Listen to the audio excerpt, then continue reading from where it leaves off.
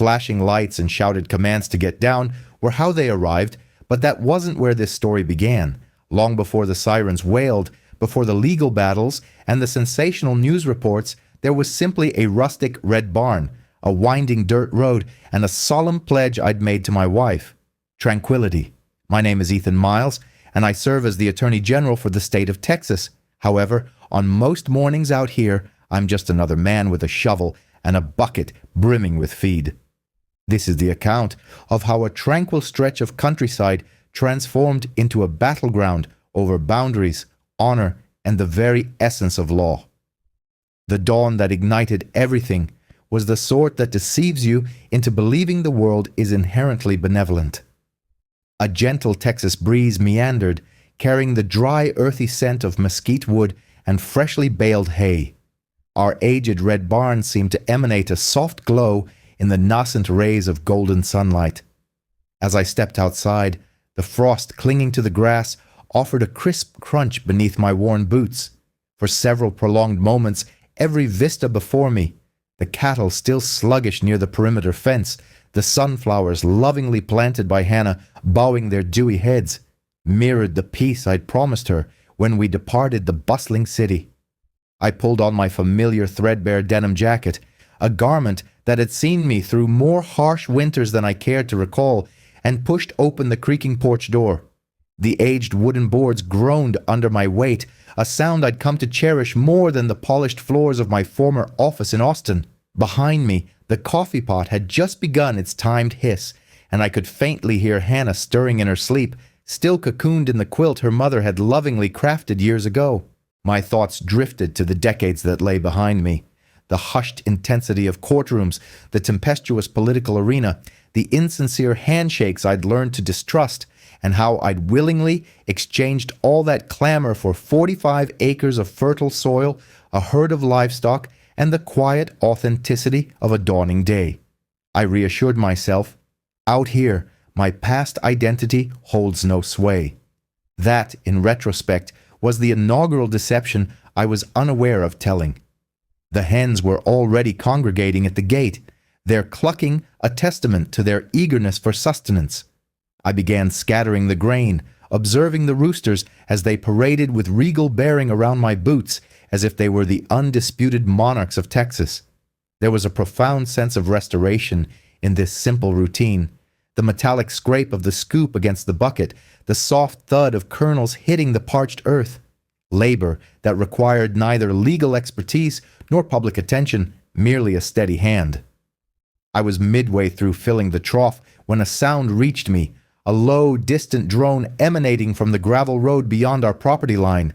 I looked up to see a pair of headlights stationary in the lingering mist, the engine idling. Initially, I dismissed it as unremarkable. Ranch roads frequently host vehicles pulling over to ask for directions. However, this particular vehicle remained stationary for an unusual length of time, piquing my curiosity. I offered a neighborly wave.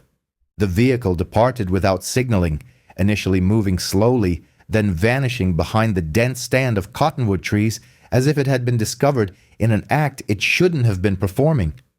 2 nights prior, Hannah had mentioned hearing a faint buzzing sound, akin to a drone, near the property around dusk.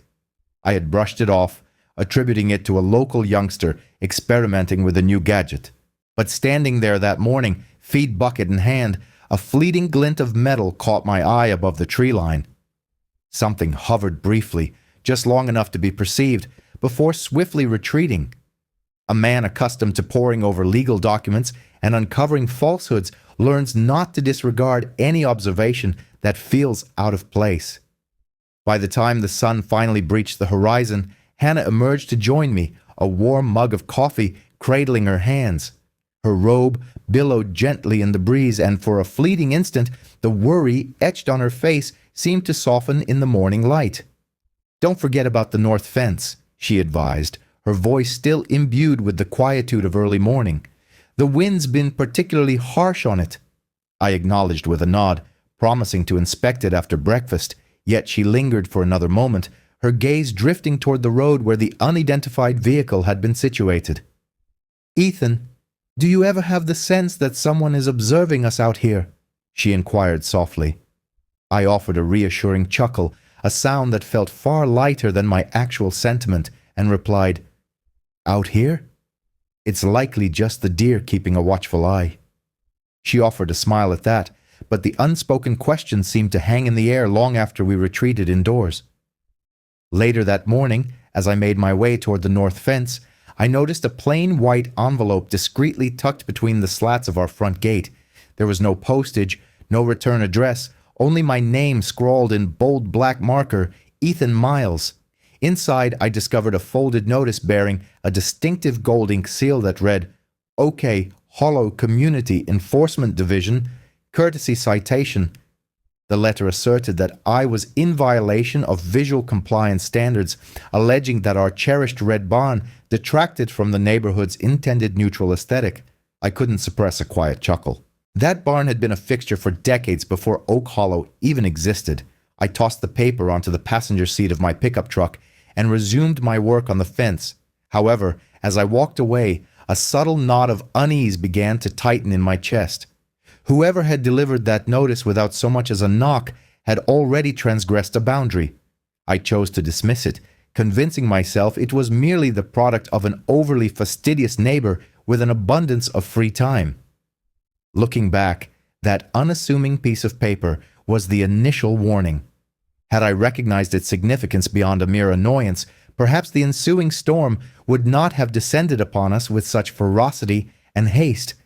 That letter at the gate should have marked the conclusion of the matter. But 2 days later, I learned it was merely the prologue. Trouble doesn't always announce its arrival with a thunderous knock.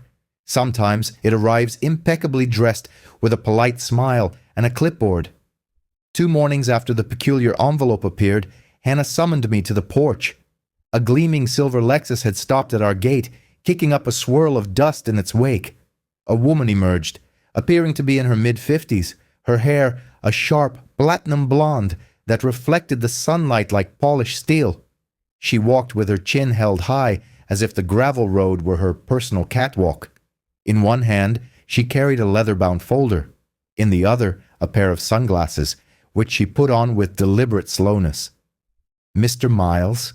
she inquired, her voice smooth, yet possessing an edge like broken glass. "I am Deborah Whitman, president of the Oak Hollow Homeowners Association.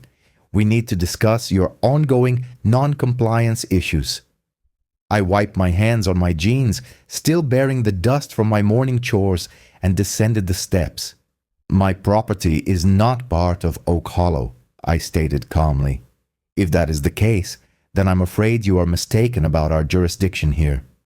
Her smile did not reach her eyes. "Your red barn is visible from the main thoroughfare of our community. It disrupts the uniform color standard we strive to maintain. We have issued prior notices, and we expect a prompt resolution." She gestured subtly toward my pickup, where the old envelope remained on the dashboard. I almost scoffed. "Ma'am, that barn has been painted red since before your subdivision even had a single house. If its hue offends the neutral palette of your HOA, I suggest you plant some taller hedges." Behind her, a man in a crisply pressed polo shirt shifted uncomfortably.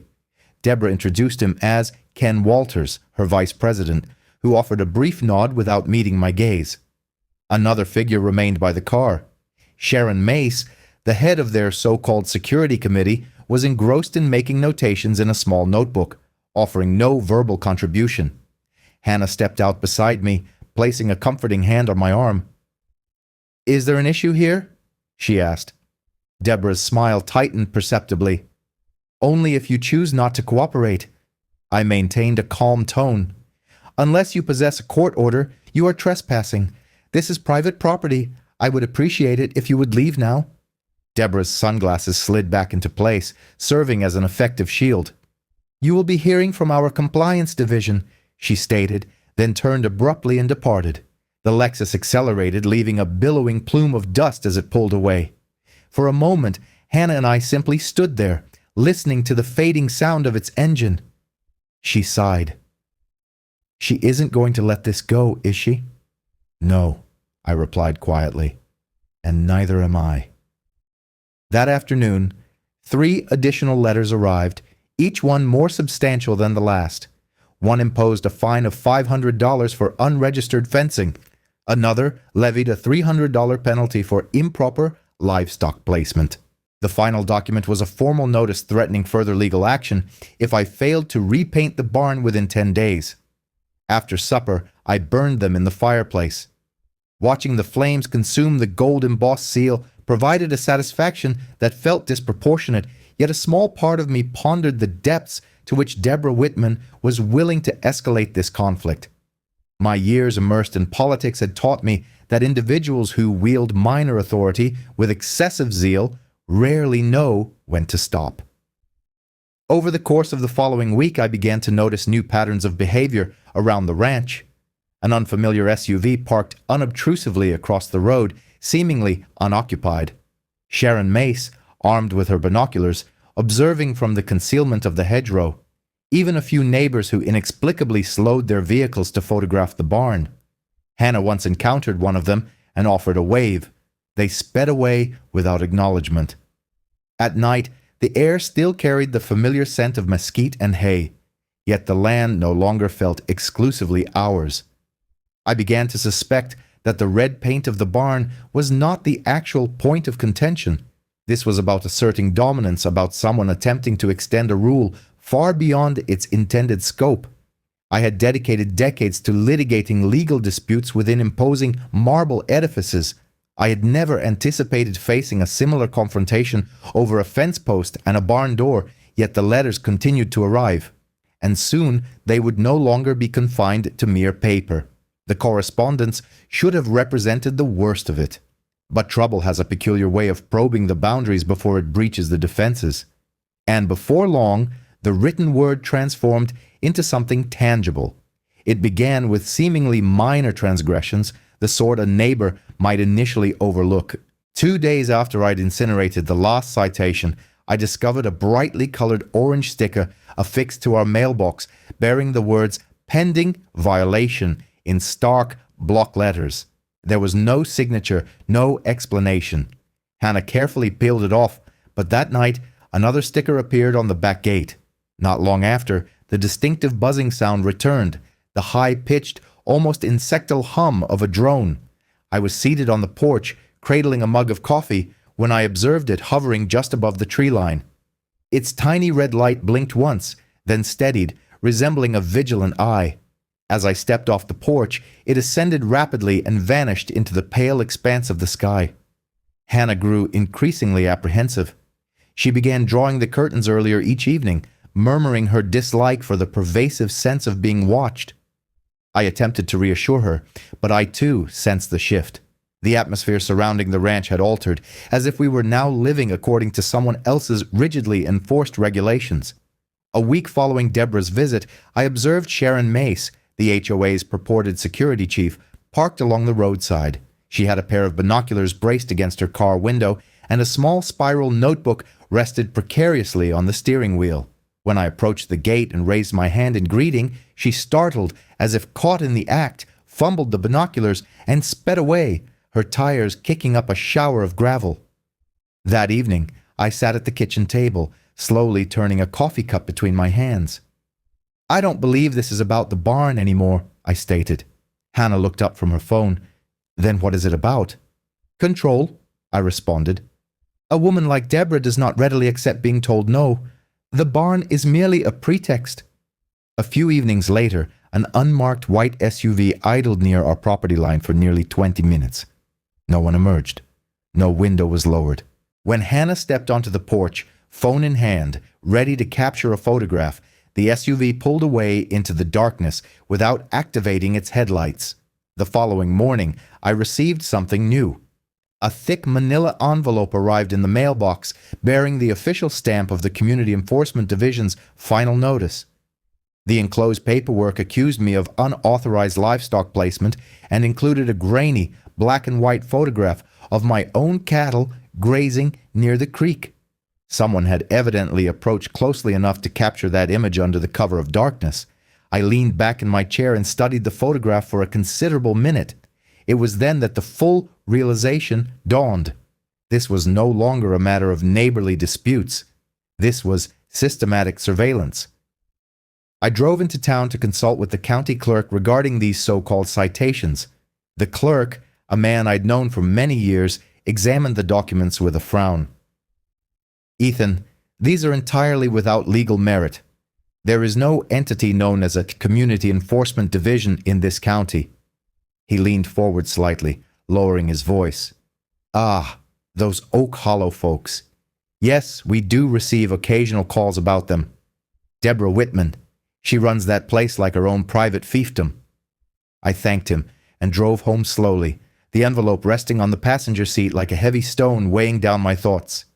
It was one thing to observe with binoculars from the roadside.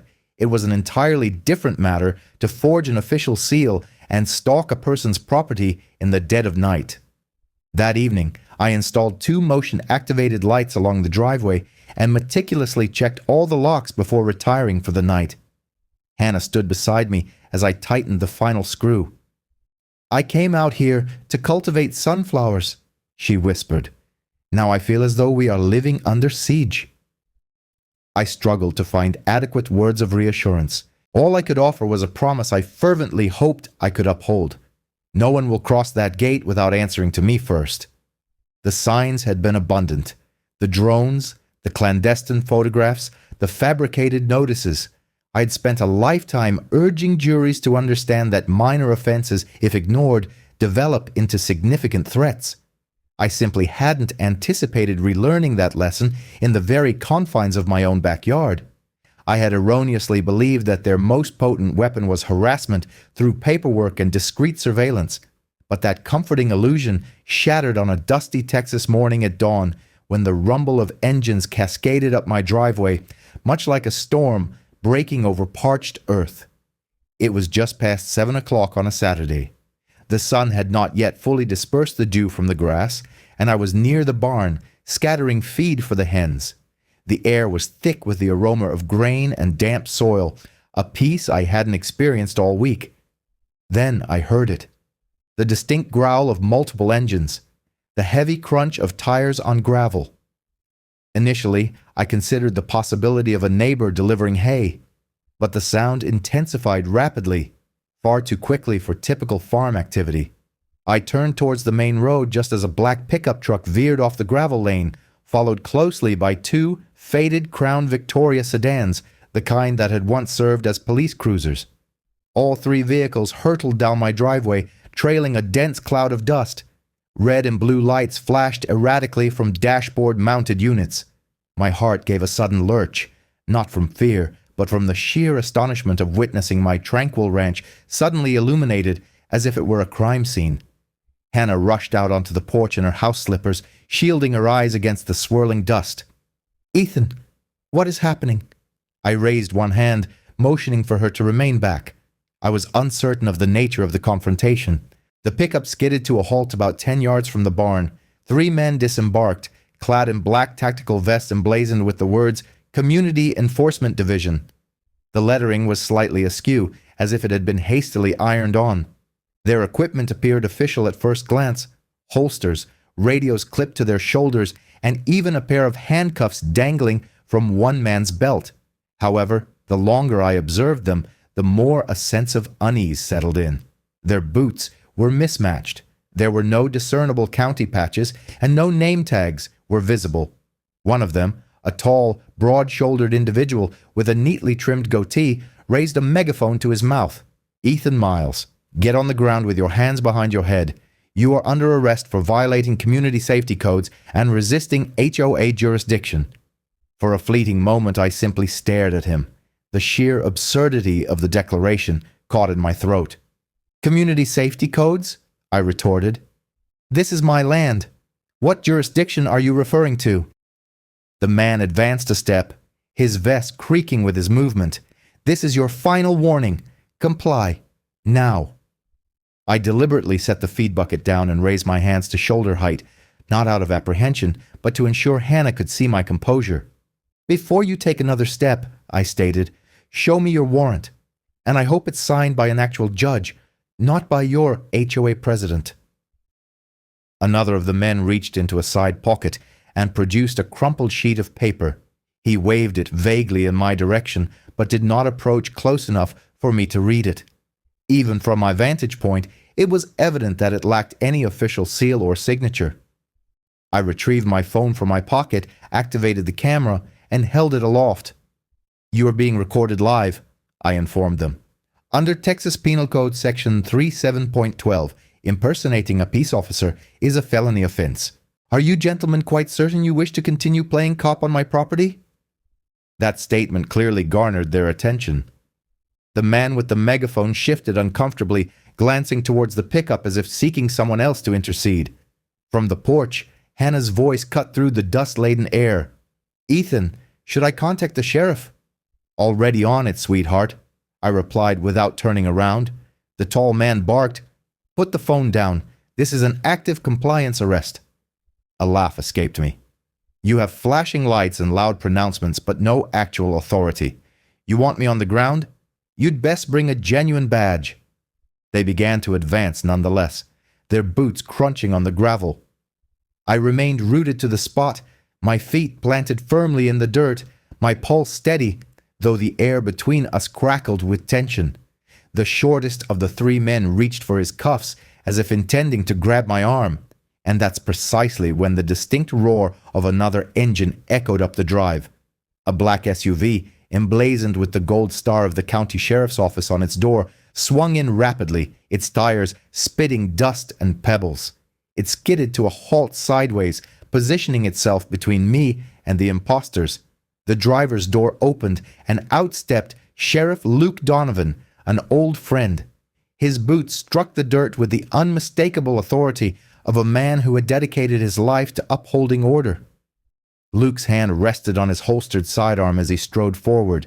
His voice, though steady, carried a weight that halted the men mid-stride. "Drop the cuffs. Now." The man with the megaphone turned, visibly startled. "Sir, this is HOA business."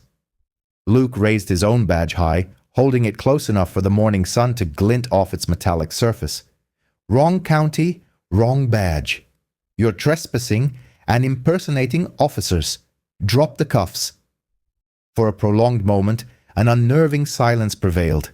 Then, the shortest man's bravado evaporated. The handcuffs clattered loudly to the ground. Luke offered a brief nod in my direction. "You all right, Ethan?" "Better now?" I replied, brushing some dust from my sleeve.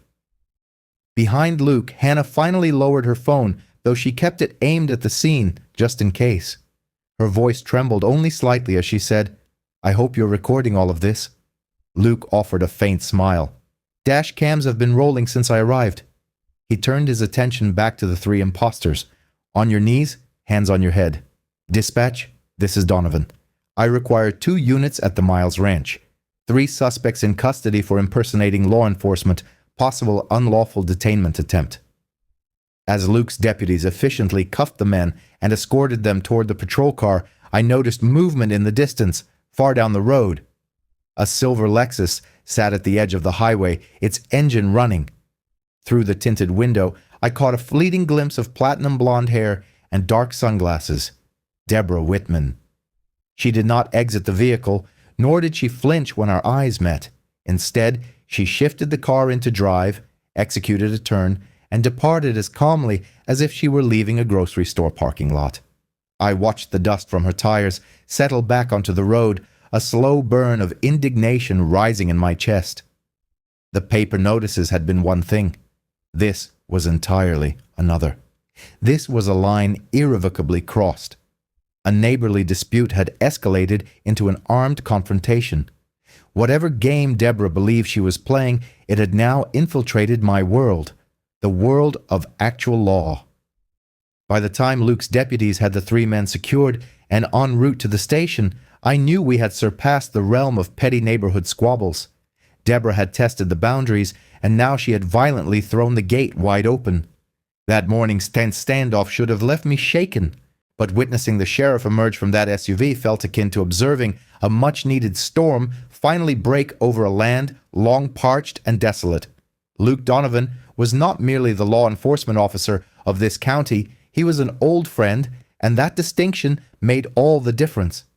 After the impostors were loaded into the cruiser, the settling dust draped the driveway like a final curtain falling on a poorly executed play. Luke remained behind, one boot resting casually on the step of his SUV, his hat tilted low against the ascending sun. For a moment, we simply regarded each other, a silent communication between men who understood that words were often superfluous. "It's been a considerable time since we stood on the same side of a line like that," he remarked finally, his voice as steady as it had been in our early days navigating the courtroom. I managed a smile, despite the heavy feeling in my chest. "I certainly didn't anticipate my retirement would involve calling you out to chase off fake cops." Hannah descended the veranda steps, balancing a silver platter laden with 3 steaming mugs of coffee. The strain in her shoulders had noticeably lessened, though her gaze still frequently drifted toward the road where the Lexus had previously been parked. Luke acknowledged her offering with a polite inclination of his head, cradled his cup as if to draw warmth from it, and spent a considerable moment surveying the barn. "She's orchestrating this," he declared finally. "Deborah Whitman. She might fancy herself cunning, but she's left an undeniable trace on this entire charade. I detailed the correspondence, the aerial drone, the markings on the gate, everything I'd previously overlooked until those individuals with fabricated identification appeared that morning."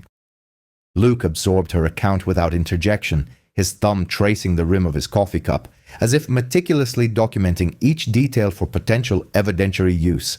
"It's fortunate you maintained your composure," he remarked. "Most individuals would have lost their temper, being confronted by strangers in tactical gear shouting at them on their own property. Your restraint was commendable and will serve you well." Hannah perched on the porch railing, arms crossed, her voice a touch softer than usual. "Luke, I can contend with impudent letters, but today's events were entirely different. I don't wish to face each dawn with the unsettling awareness of a vehicle loitering on the road." Luke's expression softened. "You won't have to. I'll maintain a visible presence near your driveway for the ensuing weeks. And Ethan," he looked directly at me, "do not underestimate Deborah. She's been managing that homeowners association like her personal piggy bank for years, but today she escalated from petty annoyance to outright criminal activity, and that's where I come into play." A comfortable silence settled between them, punctuated only by the distant lowing of a calf from the far pasture. Luke eventually placed his empty cup on the porch railing. "Dispatch is processing the identification of those 3 individuals. If any of them have a history of impersonating law enforcement officers, the district attorney will find this case quite appealing." I offered my thanks, but he simply dismissed them with a wave. "Ethan, you're not merely another resident lodging a complaint. You hold the esteemed position of Attorney General for this state. You understand better than anyone the critical importance of securing convictions on the correct charges from the outset." This statement resonated with me in an unexpected manner. For years, I had dedicated my professional life to advocating for the enforcement of legal statutes, yet it was my own property that had been trespassed upon under a false pretense of authority. The irony was not lost on either of us. Before his departure, Luke moved closer, lowering his voice to a confidential tone. "I'm acquainted with Deborah's disposition. She won't accept the humiliation of today passively. She will retaliate. Perhaps not with a repeat performance of fake officers, but she will devise an alternative strategy. Be prepared." I assured him I would be. Hannah presented him with a paper bag containing 2 of her freshly baked biscuits for his journey. It was her unspoken gesture of gratitude. He smiled, tipped his hat in her direction, and re-entered the SUV. The engine's hum receded down the road, leaving behind the lingering scent of dust and diesel. Hannah slipped her hand into mine. "Do you truly believe he can ensure our safety?" she inquired. "As much as I place my trust in anyone bearing a badge," I responded. Yet, Luke's cautionary words continued to echo in my mind. Standing there in the ensuing quiet, post-sheriff's departure, I surveyed our property lines and the crimson barn beyond. For the first time since acquiring this ranch, I recognized that tranquility was not an inherent promise of the land itself. It demanded active protection, at times even from those who presented themselves as neighbors, yet harbored duplicitous intentions. Luke's visit offered a flicker of reassurance that we were not isolated in this confrontation. However, hope can be fragile, easily eroded when pride and power begin to fray. The true conflict was not on the driveway that morning. It awaited us at the upcoming Homeowners Association meeting. Luke's warning lingered. If Deborah intended to strike back, she would do so from a position of perceived strength among her associates under the public glare of an HOA assembly. I surmised it was time for a direct confrontation. Approximately 1 week following the driveway confrontation, a notice appeared on our mailbox announcing an urgent HOA board meeting open to all residents. While I was not officially a resident of Oak Hollow, I suspected this detail held little significance for Deborah. She desired an audience, and I fully intended to provide her with one. That evening, I donned a freshly pressed button-down shirt and my well-worn boots, suitable for a courtroom. Hannah accompanied me, her curiosity piqued more than her enthusiasm, her arms drawn tightly against the crisp evening air as we navigated our way to the Oak Hollow Community Center. From the exterior, the venue presented a facade of innocuousness, a modest brick structure adorned with meticulously pruned hedges and a line of lawn chairs arranged on the porch. However, the moment we crossed the threshold, I detected impalpable tension akin to the electrical charge preceding a summer thunderstorm. Occupants filled the portable seating, engaged in hushed discussions. Some offered nods of cautious recognition. Others averted their gaze swiftly, as if aligning themselves with either faction carried inherent risk. Presiding at the front of the assembly was Deborah Whitman, impeccably attired in a charcoal blazer, her platinum hair artfully styled in a precise chignon, exuding an air of absolute control behind the podium. Adjacent to her sat Ken Walters, his shoulders slumped as if burdened by a strong desire to be elsewhere, and Sharon Mace, her notebook poised, her gaze sharp behind slender-rimmed spectacles. Deborah struck the gavel against the table, a decidedly theatrical flourish for a neighborhood gathering, and the murmur subsided. "Thank you all for assembling on such short notice," she commenced, her voice smooth and amplified by a discreet microphone. "We have a significant matter to address, a persistent violation that imperils the integrity of our community's established standards." I subtly shifted back in my seat, already anticipating the subject of her discourse. "Mr. Ethan Miles," she continued, gesturing in my direction with a slight tilt of her head, "has consistently failed to adhere to our regulations despite numerous advisories and a legally sanctioned compliance inspection." I rose deliberately, allowing my chair to scrape against the floor, not out of disrespect, but sufficiently to capture the attention of everyone present. "Ma'am," I began, maintaining a measured tone, "you possess no lawful jurisdiction over my property, and that so-called compliance inspection constituted a trespass by 3 individuals falsely presenting themselves as law enforcement officers. If we are to discuss violations, I propose we commence with that transgression." A wave of whispers rippled through the assembled individuals. Deborah's smile wavered for a fleeting instant before she regained her composure. "Mr. Miles, this meeting is not intended to function as a courtroom." "Perhaps it should be," I countered evenly, "because your actions constituted a criminal offense." A gentleman in the third row, whom I later identified as a homeowner named Frank, tentatively raised his hand. "Is it true what he's stating, Mrs. Whitman, regarding the individuals posing as officers?" Deborah cleared her throat. "We enlisted an external compliance team for the purpose of ensuring safety. Regrettably, they may have exceeded their operational parameters." Ken Walters fidgeted in his seat, his gaze fixed on the floor as if the linoleum held the answers to every inquiry. I met his eyes briefly.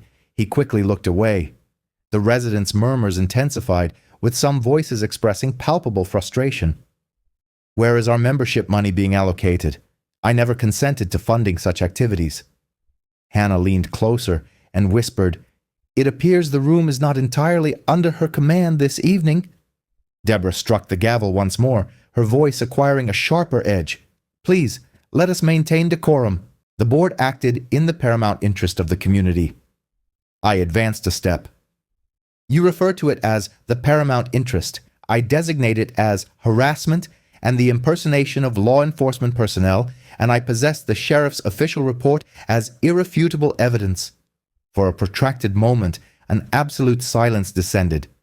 The quiet conveyed more than any verbal exchange could have. Ken finally cleared his throat.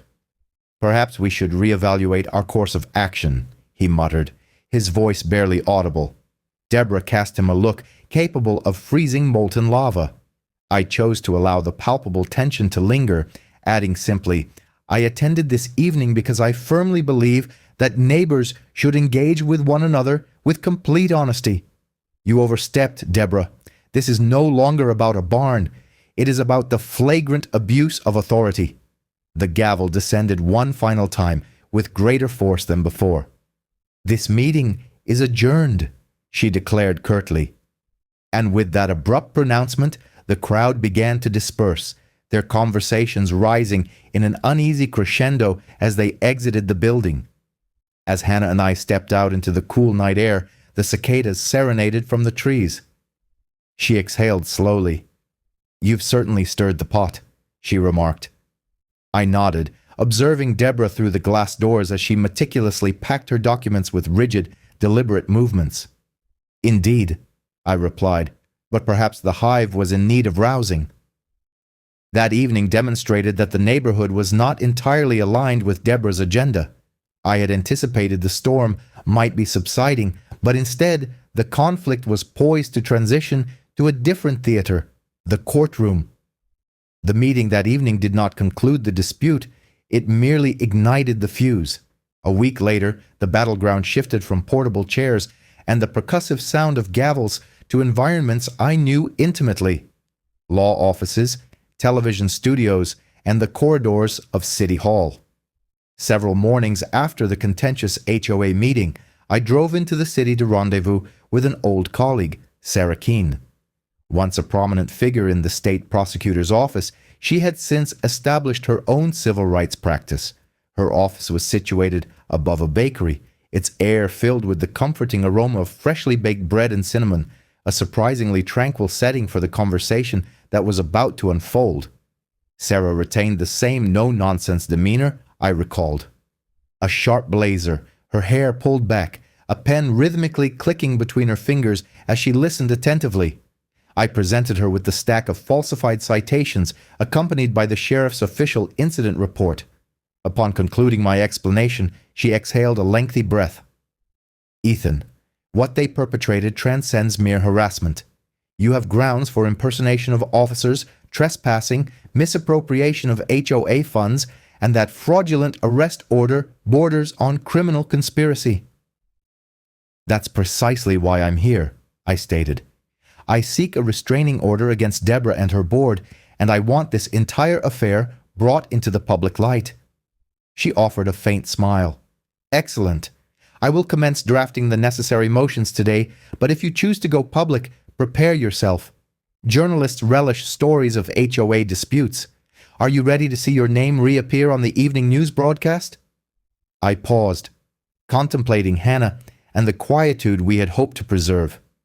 "Public scrutiny may be our most effective recourse to halt her actions," I finally declared. "Let them witness the extent of her transgressions." That same afternoon, Sarah submitted the requisite legal documents at the county courthouse. Luke, true to his commitment, provided the complete body camera footage of the incident, along with sworn statements from his deputies. By the middle of the week, a local television crew had seized upon the narrative. The headline read, "Retired State Attorney General Targeted by HOA Compliance Unit." The story quickly gained traction. News vans idled outside our ranch entrance, their antennae extended like metallic sunflowers. Motorists reduced their speed to capture photographic evidence with their mobile devices. Some Oak Hollow residents, individuals I had never encountered previously, began leaving anonymous messages of solidarity in our mailbox. "We stand with you."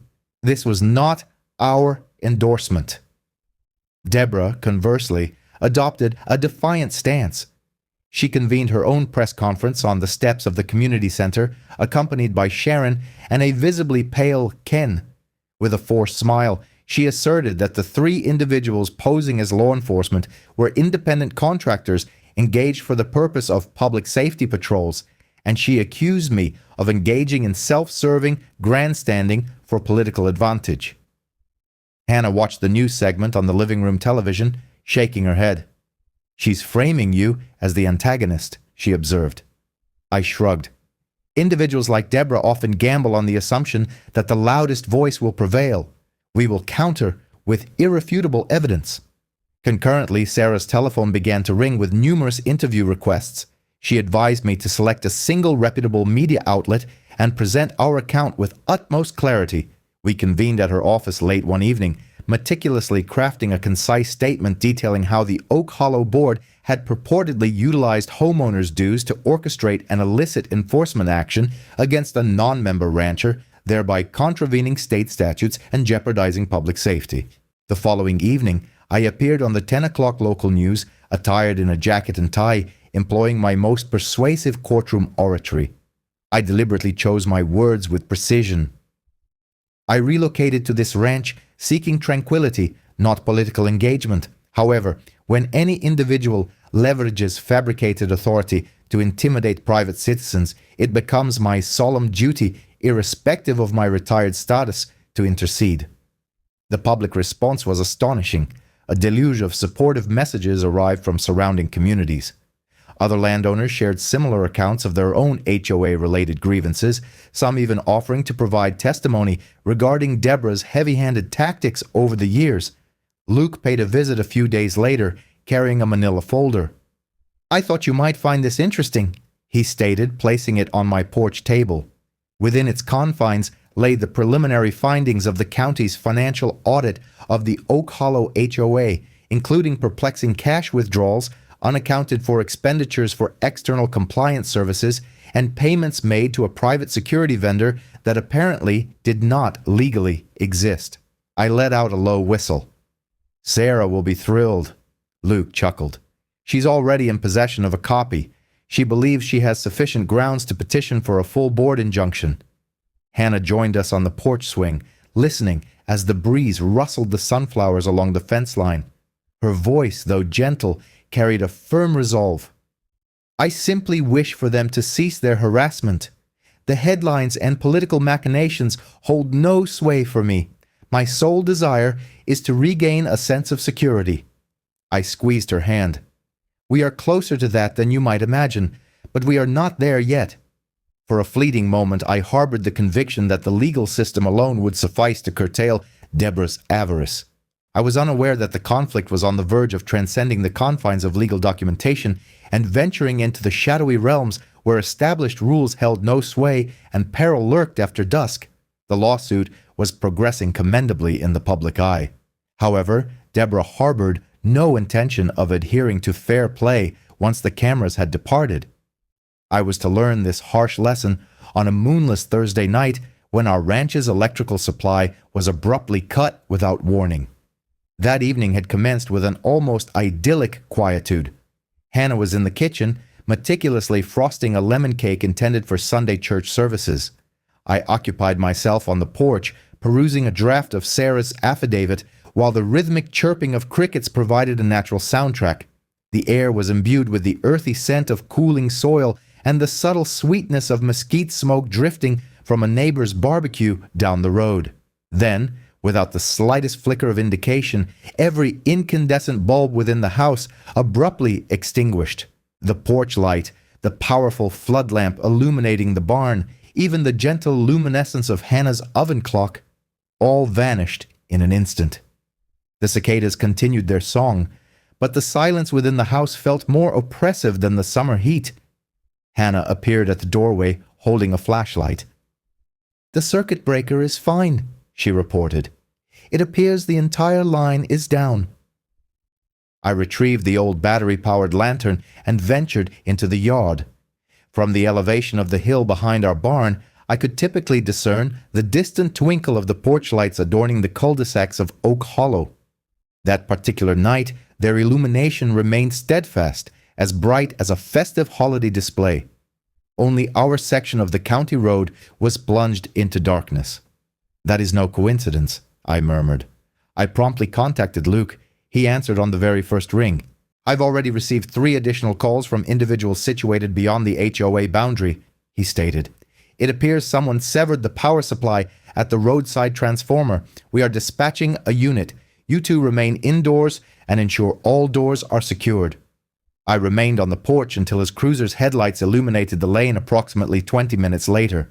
Luke emerged from the vehicle, his deputy following closely, carrying a toolbox and a portable floodlight.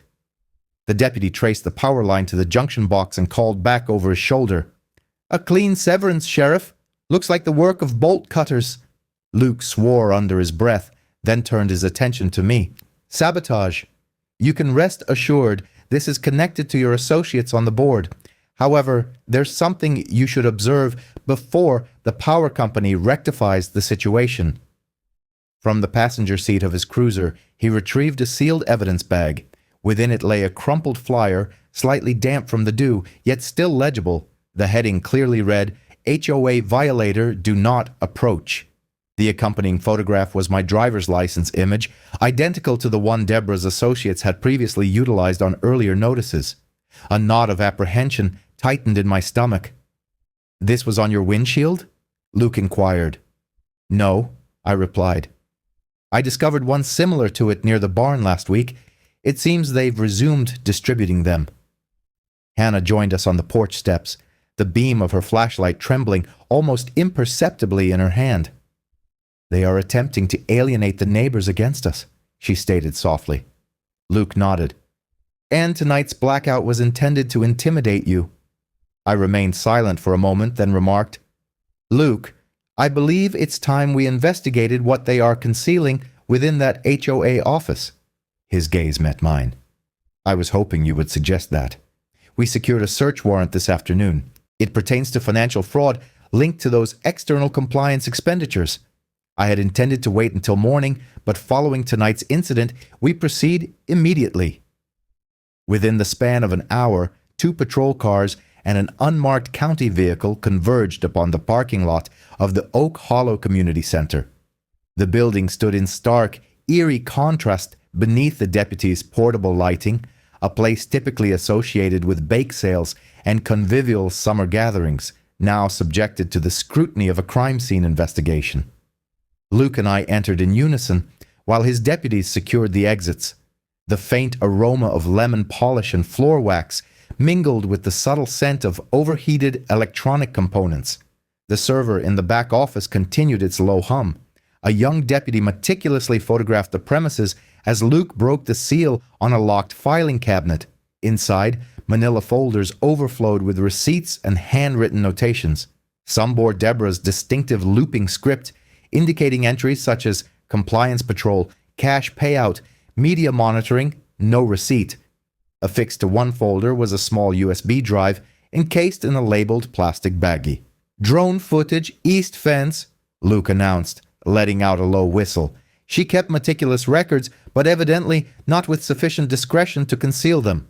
I leafed through a stack of documents and paused at a spreadsheet printout listing payments to an entity I did not recognize. Civic Solutions Enforcement, LLC. A marginal note read, "Utilize for next phase. Discreet." "Discreet," I echoed. "That explains the bolt cutters." The collected evidence was systematically catalogued. Fraudulent citations, detailed maps of our property, and even a checklist titled Future Compliance Actions, which included items such as fence relocation and livestock penalties. By the time we emerged back into the cool night air, the power company's truck had successfully restored the electrical line to our ranch. Our porch light once again cast a glow in the distance across the pasture, a small beacon against the darkened hills. Hannah awaited us at the gate upon our return. "Did you find what you were looking for?" she inquired. "More than we had anticipated," Luke responded grimly. I glanced at the folder in my hands, then turned my gaze back toward the faint cluster of Oak Hollow street lamps visible down the road. "Tonight, they severed our power," I stated quietly. "Tomorrow, we will dismantle their justifications." The blackout, intended to unsettle us, had instead provided Luke with the crucial evidence he required. We harbored the belief that the tide of the conflict might finally be turning in our favor until a specter from my past resurfaced. We had presumed the blackout represented Deborah's final, desperate maneuver. However, the true peril was not concealed within the confines of the HOA office at all. It originated from a name I had not uttered in nearly a decade, a man I'd once been instrumental in incarcerating. 2 days following the nocturnal raid on the community center, I awoke to discover an email in my inbox, devoid of a sender and a subject line, yet containing a small video file. The thumbnail image depicted a dark silhouette seated within a vehicle. Upon clicking it, my stomach constricted as the face that filled the frame materialized. Ronnie Chase. His grin mirrored the smug, predatory expression I recalled from the courtroom years prior, exuding an unsettling self-assurance. He raised a pair of binoculars toward the camera, as if proposing a toast to me. "You deprived me of my life once, Miles," he declared, his voice low and deliberate. "Now I shall reclaim yours, piece by painstaking piece." The clip concluded with him pivoting the camera to capture the night-lit outline of our barn, irrefutable proof that he had been sufficiently close to taste the dust on our driveway. I remained seated for a considerable interval, the cool blue glow of the laptop screen casting elongated shadows across the kitchen walls. Hannah entered with her coffee, observed my distressed expression, and gently placed the mug down. "What is it?" she inquired. I turned the screen toward her. She brought a hand to her mouth the instant she recognized the individual in the video. "That's him," she whispered. "He was right outside our perimeter fence." Luke arrived within the hour after my call. He viewed the video footage twice, his jaw set in a grim line. "Ronnie Chase was released early on a procedural technicality last year," he stated. "I surmised he would revert to his familiar illicit activities, but I never anticipated his convergence upon this location."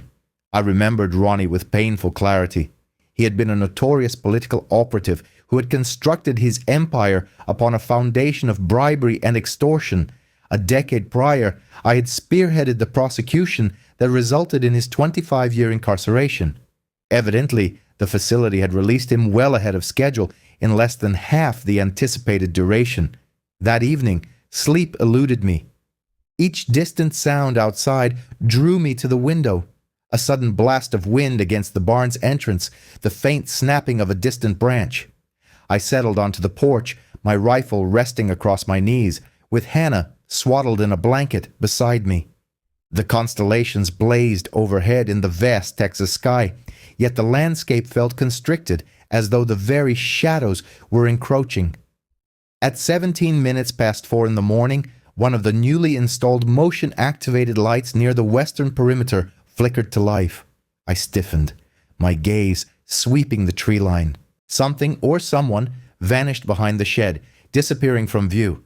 Upon reaching the gate, I discovered it slightly ajar, secured with zip ties to prevent it from swinging open. A white envelope dangled from one of the ties.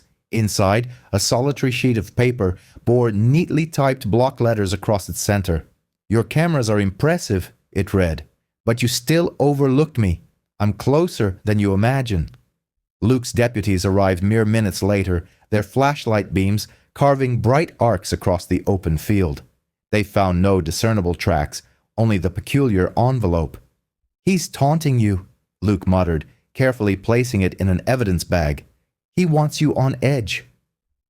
The following day, Sarah visited the ranch. Placing a hand on the back of a porch chair, she stated, "If Ronnie is involved, this situation extends beyond Deborah. I will contact the Department of Justice's Organized Crime Division and request protective orders." I acknowledged her words with a nod, but offered little in response. I had faced threats before, disgruntled politicians, lobbyists defeated in legal battles. However, this felt distinctly different. Ronnie's threats weren't merely about creating unease, they were deeply personal, meticulously planned, as if each maneuver represented a calculated move in a game he had been setting up for years. That evening, Hannah placed 2 mugs of coffee on the porch railing, attempting to lift the oppressive atmosphere. "Remember when we moved here," she mused, "and thought our biggest worry would be coyotes pilfering our chicken feed?" I managed a smile, though it was fleeting. From our vantage point, I could see the red barn door, still bearing the faint remnants of the acrimonious graffiti sprayed there Weeks prior, the evening breeze carried the fragrance of freshly cut hay, mingled with an unsettling sensation, the undeniable feeling of being observed. I'd once believed that conflicts concluded when the judge's gavel fell. Ronnie had disabused me of that notion, teaching me that certain vendettas persist long after a verdict is rendered. Eventually, his deceptive maneuvers would escalate from silent provocations to overt acts of aggression. The threats transcended mere whispers in the dark. And then, one somber dawn, violence descended upon my driveway with resounding force. It was shortly after 6 o'clock in the morning when Hannah roused me from my sleep. "There's a package on the porch," she said, her voice hushed and laced with unease. I frowned. We hadn't ordered anything. Peering through the front window, I could see a plain brown box resting precisely by the welcome mat. There was no labeling, no courier slip. A tremor of apprehension coursed through me. I instructed Hannah to step back while I placed a call to Luke. His voice crackled sharply through the phone. "Don't touch it," he commanded. "We'll dispatch the bomb squad immediately." Within 20 minutes, the yard was illuminated by the flashing lights of sheriff's vehicles and the low hum of the bomb disposal robot as it advanced towards the package. Hannah stood beside me on the porch, her arms crossed tightly over her chest. I could feel her trembling despite the already warm morning air. The robot's mechanical claw carefully lifted the lid. For a moment, only silence prevailed. Then, a thunderous explosion rent the pre-dawn sky. A column of dirt and flame erupted at the edge of the pasture, the sound reverberating off the distant hills. The team had managed to relocate it sufficiently to protect the house, but the concussive force rattled our windows. Hannah gasped, pressing a hand to her mouth. Luke hurried over, his hat clutched in one hand. "Whoever left that meant business," he stated grimly. "We'll comb the area for fragments. Perhaps we can salvage something from the casing to identify the explosive." I stared at the dissipating smoke beyond the fence, a cold anger settling in my chest. "This isn't about petty neighborhood disputes anymore," I murmured. Luke nodded. "No, this is a clear act of attempted murder." News crews descended upon the ranch before noon, their vans forming a disarrayed line along the roadway. By evening, the headlines were broadcast across every local news channel. Former state attorney general targeted in failed bombing at rural ranch. That night, sheriff's deputies doubled their patrols around our property, and Sarah arrived with a thick folder of emergency motions to reinforce the existing restraining orders. Even as we signed the documents, Hannah's hands trembled. "I just want to wake up one morning and not see blue lights flashing along the fence line," she said softly. I reached over and squeezed her hand. "We're going to put an end to this," I assured her. Yet deep down, I sensed we were standing on the precipice of a far more significant conflict. 3 nights later, the violence resurfaced, this time not concealed within a package, but emblazoned in spray-painted lettering. I was jolted awake by the panicked commotion of our cattle. Grabbing my rifle and a flashlight, I raced towards the barn.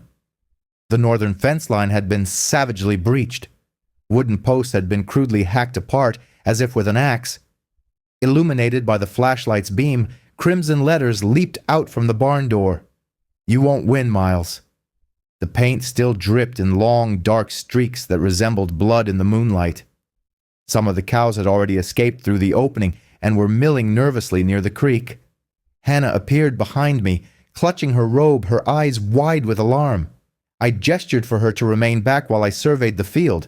Luke's cruiser sped up the lane moments later. He leaped out, issuing urgent orders to his deputies to secure the area and dust for fingerprints. "Cutting fences, terrorizing livestock, an arson threat on top of the bomb," he growled. "He's escalating, Ethan. This has moved beyond mere intimidation. It's a pattern of domestic terrorism." I watched the barn door glisten under the beams of the flashlights, recalling Ronnie's promise in that initial video. One piece at a time. He was indeed fulfilling his word. The deputies worked until dawn, meticulously documenting the damage. Before they departed, Luke pulled me aside. "I've already contacted the FBI field office," he informed me. "If Chase wants a war, he's going to face federal scrutiny." That morning, I sat on the porch steps, watching the sun ascend behind the damaged fence. Hannah brought me a cup of coffee, but remained silent. The faint scent of smoke from the bomb's crater still lingered in the breeze. I'd spent a lifetime believing that a robust legal framework could safeguard good people, but sitting there, with my wife by my side, I realized that sometimes the law requires men and women willing to stand firm and hold the line until justice can finally catch up. The assaults had reached a fever pitch, a bomb at dawn, a threat scrawled in blood-red paint. Yet the battle was far from concluded. The subsequent phase would shift from open aggression to the courtroom, where truth itself would be the ultimate arbiter. With smoke still hazing the pasture and red paint clinging to the barn door, I understood that the only path forward was to expose every shadow of this conflict to the light, and that meant stepping back into a courtroom, a place I had believed I had left behind permanently.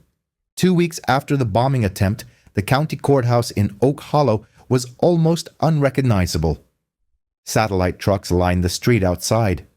Reporters brandishing microphones waited on the steps, as if covering a scandal involving the governor. Inside, the main courtroom had been cleared to accommodate additional cameras. The jury box gleamed, and the state flag, freshly pressed, hung behind the bench. Sarah met me in the hallway that morning, clad in a crisp navy suit and carrying an armful of files. "Ready to be a witness instead of the prosecutor?" she asked with a quick smile. I nodded, though my stomach churned with a heaviness I hadn't experienced even during my years at the bar. This was no ordinary case. It was my own life, my wife's safety, and the very essence of a community we had strived to call home. The bailiff's voice resonated as the judge entered, and we all rose to our feet. Across the aisle sat Deborah Whitman, the once unassailable HOA president, her usual vibrant red lipstick subdued to a pale shade, her hair pulled into a tight bun that did little to conceal the tremor in her fingers. Behind her sat the remaining members of the old board, their eyes downcast, and in a separate guarded row, shackled at the wrists, was Ronnie Chase, a faint smirk playing on his lips, a smirk that never quite reached his eyes. Sarah's opening statement was delivered with calm precision. She meticulously outlined how an HOA board had overstepped its bounds, transitioning from neighborhood governance to a criminal conspiracy. The charges included impersonating officers, levying fraudulent fines, defaming a private citizen, and even funding an act of domestic terrorism. When the sheriff's dashcam footage played on the courtroom screen, depicting the sham compliance arrest and Luke's confrontation during the badge check, a palpable hush rippled through the gallery. Deborah's attorneys attempted to object when the photographs of the barn graffiti and the fragments of the bomb casing were presented as evidence, but the judge firmly overruled them with a decisive rap of the gavel. Luke took the stand next, delivering his testimony with the same measured tone he employed at crime scenes. His words carried more weight than any impassioned speech. The evidence was simply irrefutable. Then it was my turn. I stood, walked the familiar aisle to the witness stand, and for a fleeting moment, the intervening years seemed to melt away.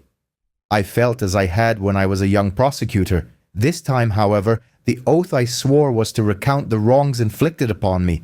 I spoke of the anonymous letters, the bogus citations, the night the fake officers arrived with flashing lights, the flyers disseminated on my property, and the bomb that rattled our windows before dawn.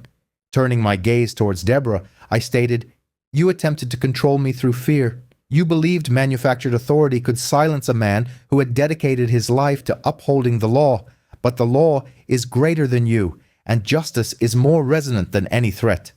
Sarah concluded by introducing the audit reports that traced HOA funds directly to Ronnie's P.O. box, along with the evidence bag containing the drone footage USB drive. The chain of proof was now complete. The jury deliberated for less than 3 hours. When they re-entered the courtroom, the foreman stood and read the verdicts. Guilty on counts of conspiracy, fraud, defamation, and endangerment for Deborah Whitman. Guilty on charges of stalking, conspiracy to commit murder, and domestic terrorism for Ronnie Chase. The judge issued an emergency order dissolving the Oak Hollow HOA under state statute, citing corruption and misuse of funds. Beside me, Hannah exhaled a quiet breath she seemed to have been holding for months. Luke offered a small nod from the second row, the closest approximation of a smile I had seen from him since spring. Outside, cameras flashed as we descended the courthouse steps. Sarah faced the microphones with professional composure, declaring, "This verdict sends a clear message. Titles and committees cannot be weaponized against private citizens. Justice is for everyone." For the first time in a considerable while, I believed her words.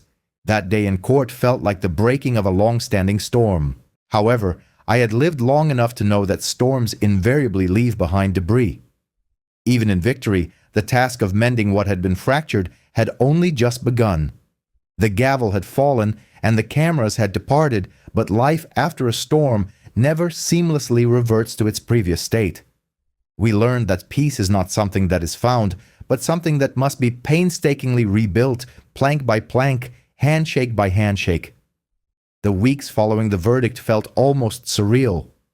For the first time in months, our nights passed without the flickering glow of patrol lights along the fence line. Hannah planted sunflowers along the repaired northern fence, their golden faces turning to embrace the Texas sun as if no disruption had ever occurred. I repaired the old tractor that had remained idle since spring, savoring the clang of tools and the familiar scent of fresh oil on my hands. Sheriff Luke stopped by one Friday afternoon, bearing a bottle of bourbon and 2 chipped glasses. Chase is already en route to a federal maximum security facility up in Montana, he informed us as we sat on the porch steps. Deborah received 15 years plus restitution. I suppose that's the last we'll see of her red lipstick in this county. I raised my glass. To the law still meaning something, I proposed. He clinked his glass against mine with a rare, faint smile. Sarah called the following week with news that the civil suit for damages had ruled in our favor. Over $1 million in compensation, the majority of which would be recovered from seized HOA accounts and Deborah's personal assets. Hannah listened quietly on speakerphone, then simply remarked, "Perhaps now we can finally breathe." But the gesture that resonated most deeply with me was not related to money or legal pronouncements. One early morning, I opened the mailbox to discover a plain envelope with no return address. Inside lay a single handwritten note. "I used to be afraid of my HOA," it read. "After watching what you did, I'm not anymore. Thank you." Beneath the message were 37 signatures, the names of individuals I'd never encountered, some from neighboring counties, a few hailing from as far away as Arizona and Oklahoma. It served as a poignant reminder that this conflict had rippled far beyond the confines of our ranch fences. Late in the summer, Hannah suggested we repaint the barn door one final time.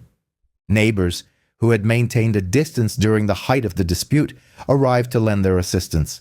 Together, we brushed over the old red scars and, at Hannah's suggestion, added a mural, a wooden gavel crushing a crooked HOA compliance badge underfoot.